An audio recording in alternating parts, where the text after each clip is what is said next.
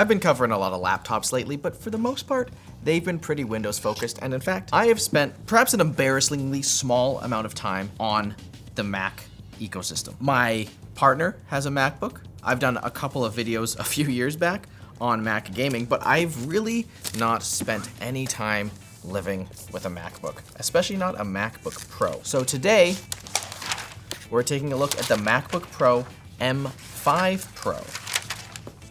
Wow, they're such nice laptops. Like, I get it.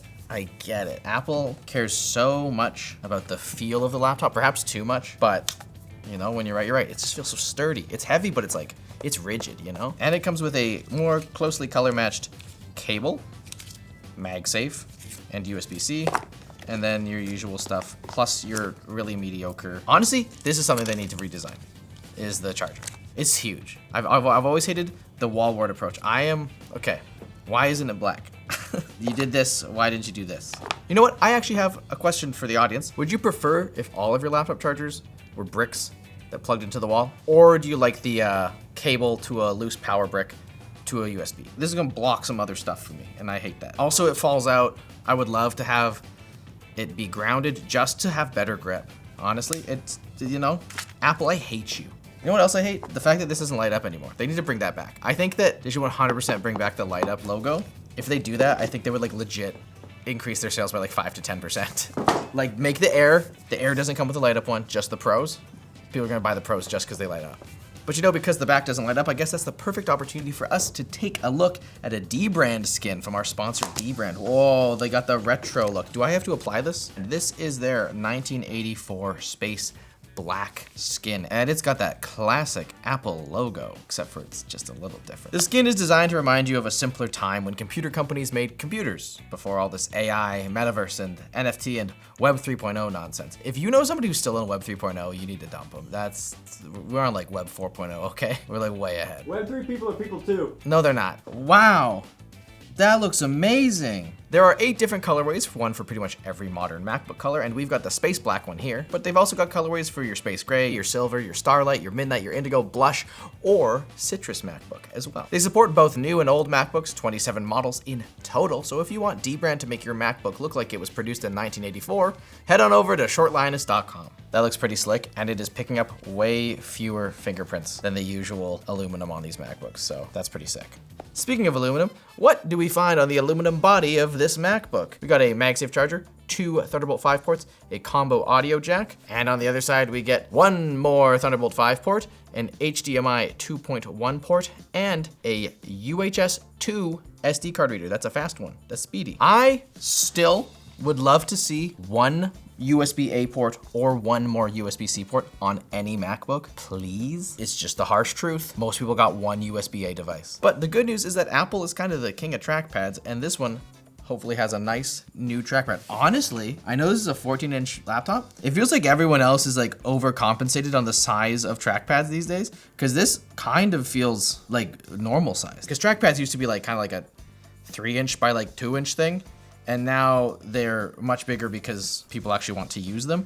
And Apple led the way, but it just feels so modest on here. We got the typical MacBook Pro keyboard with pretty low travel, but has a nice clickety-clackety. I've always found that the MacBook keyboards are pretty nice, obviously excluding the time where they had the butterfly switches that were breaking all the time. At the top right corner, we get our Touch ID. Of course, you get the usual backlit keys as well as the scrunched up arrow keys, and you got the space. Just listen, every laptop manufacturer, just do this and then give your full height keys, and then you get 2 bonus keys. You can put whatever you want here. One key for hopes and one for dreams. Yeah, we need those in a time like this. On the sides, we have the location of the often noted to be excellent MacBook speakers, and we have still the annoying, stupid cutout. They don't have Face ID on these, do they? That's so fucking stupid.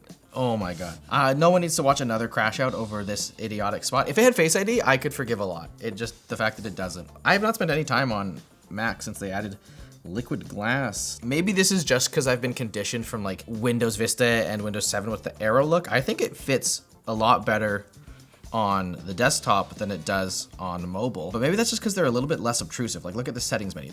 They finally got Windows Snap. Silent, man. Ain't nothing going on down there. Oh, so the display, it's still the same high quality display found on the MacBook Pro M4.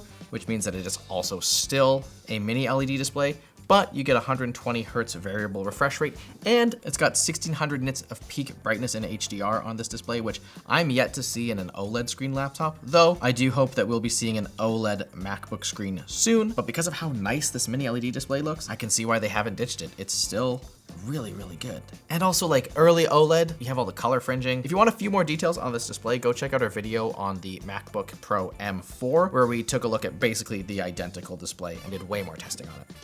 Like, what the hell was that? Did you see? Ew. And like, why did it slide to the side? Like, oh. Because now it's a full new desktop. Because so another window. Yeah, I know. That's stupid. Okay. I should make sure to acknowledge that just because it isn't how I'm used to it, doesn't mean it's inherently bad. I can do it that way. See, this is what I was wanting. Because then I'll want, like, I don't know, games. I want this to be open and then I'll be able to just, like, kind of pull it up. I'm a busy dude. And it's, like, running pretty good. I'm using, oh, we got some pretty gnarly screen tearing there. Yeah, man, these MacBook speakers, they sound so good. I'm sorry. How to arrest me. You don't have to kill me. Apparently Crimson Desert came out on Mac. Really? But we were getting better performance than on other upscalers, but like FSR3 looks a little bit better than Metal, I find. And there you can finally hear the fans. From my experience with Macs, they find that they have quite a large hysteresis curve, which is like they wait a really long time for your temperature to get high before they actually kick in the fans. Just kind of like hoping that maybe it's just gonna be a short second and it won't really matter. But they still, even with that, they still do a good job of making these fans sound just like less whiny and annoying, though I'm sure that these aren't even close to their full speed. And that actually brings me to another point that differentiates the Pro version of the MacBook Pro compared to the non-Pro version of the M5 MacBook Pro, and that is both of the fans in here exist and are doing things to help cool it off, because we have a much larger GPU. We have a 15-core CPU, a 16-core GPU, 24 gigs of included RAM. There's kind of some weirdness with the RAM specs on these things where like you can't get 36 gigs on this. You would need to go to a Max or the higher level Pro CPU to get 36 gigs of memory. I'm sure it's something to do with which parts of the SoC are activated between the different SKUs, but something to note. This also comes with Wi-Fi 7 and Bluetooth 6, and it seems pretty fast. Also, at the base level for the M5 Pro MacBook Pro, you get a full terabyte of solid state storage. It is getting toasty on the bottom here though, because the intakes are here and it all comes up through the screen. And it's getting hot on the keyboard of it. But they do a good job of mitigating it to the top row of the keyboard, and the home row still feels pretty chill. This is so funny to me that this is still how you install stuff. But I actually think it makes a ton of sense. From a usage perspective, it literally forces you to acknowledge where you are installing something. And one thing that I find super annoying about Windows is the fact that like everything will just go like wherever. And the fact that like both in most Linux distros and on Mac, everything just goes in the application folder, and I think it makes things way cleaner. So we got Cyberpunk running here, and this is an exact demonstration of my point. Look at it, we're running at 92, 93 degrees on our CPU, and on our GPU 96, 97, 98.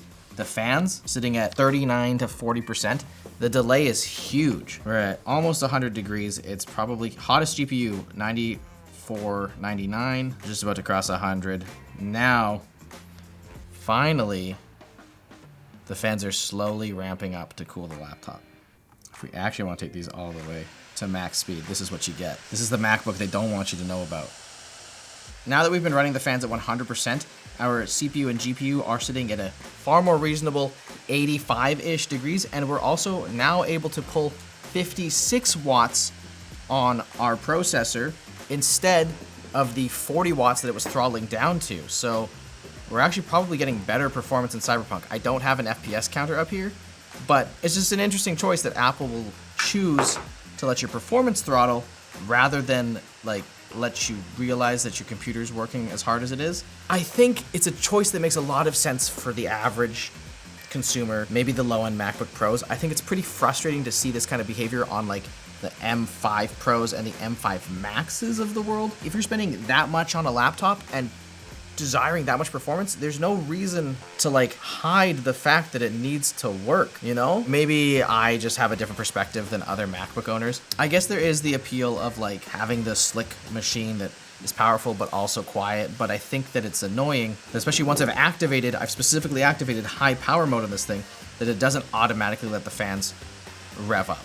We have the normal reflective glass MacBook coating, and here's their Nano texture display. I will say it does the thing that I've always found annoying of these Nano texture displays, is it adds that weird like little like almost like noise. It adds that kind of graininess and like noise to like solid colors, but it's really doing a good job of having no reflections. There's something that seems totally personal preference, and I can see you leaning either way. I think that non-textured display that has some reflections, when you max the brightness, it doesn't matter so much, and it looks really, really good. I think that the trade-offs in terms of viewing experience aren't that bad on the Nano texture. So really, I think I would just recommend you get whatever is best tailored to the space that you're gonna be using your laptop. If you're somebody who's gonna have a lot of lighting in a bright space, you might really wanna consider the anti-reflective coating. If you're not, don't worry about it, because it is an upcharge. But let's talk about the results first. Whoa. You ever seen that before? I have not ever seen that before. Is it good? We're back. It might have something to do with the like ending, that screen recording ending. Who knows? That was kind of weird.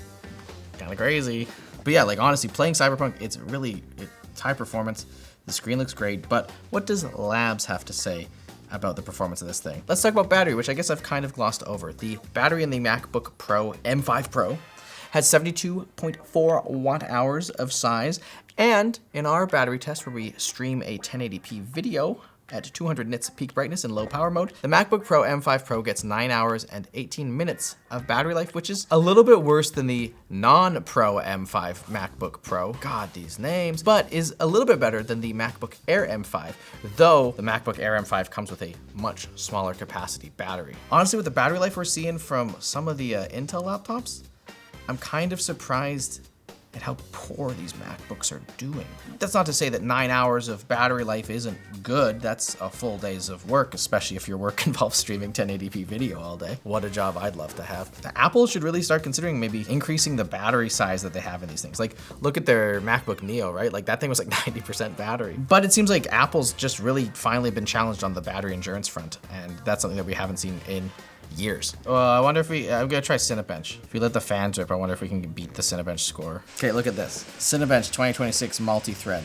Default fan profile, 7,267. You crank the fans, 7,600. You lose in performance. Yeah, it's not that much. Like, it's not that much. But like, if you're somebody who's rendering a video and you got a deadline, you might want that performance. Luckily, you can just install a utility that lets you control the fans. It's kind of annoying that you have to do it, but it's just to prove my point. Oh, I used stats, Mac-stats. When it comes to Cinebench, the MacBook Pro M5 Pro looks pretty dang good multi-threaded, but in single core performance, you won't see any sort of benefit as it's basically the same architecture, there's just more of it. If we had gotten the 18-core version of the CPU, we would have likely seen a little bit of a bump to the multi-core performance in Cinebench, but because this is the same one as the previous MacBook Pro that we tested, it's not that different. But when we look at things like Adobe Premiere, that's where you really see the benefits of the large GPU on the MacBook Pro.